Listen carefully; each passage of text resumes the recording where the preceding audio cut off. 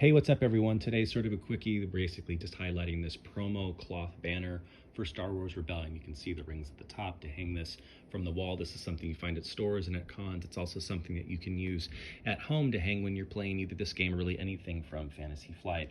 It's an actual board game, came out in 2016. It's a great board game. I think has a pretty positive consensus among game players and fans of Fantasy Flight games and RPGs. It pretty quickly went out of print. I actually flipped mine. It got pretty expensive for a while, and then bought the second sort of edition when they reissued it.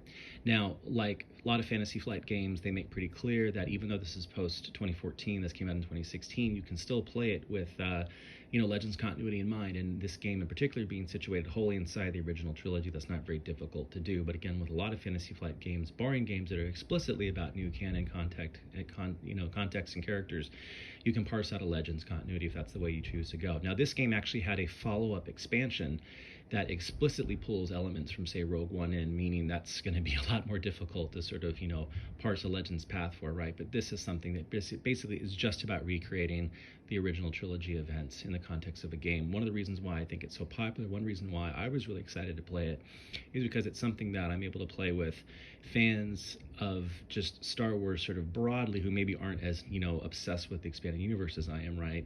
Everyone knows Star Wars, the original trilogy, right? So it makes it a lot of fun for really everyone to jump into, right? You don't have to have a lot of background, right? And that's what's really great.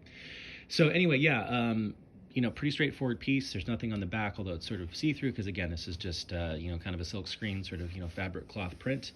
Got all the information here that you'd have on the box, Fantasy Flight Games, with the website, information about, publication date and whatnot, right? It's basically just a straight up art reproduction of the great box cover art, but promoting Star Wars Rebellion 2016. Again, many more promos to come. See you next time.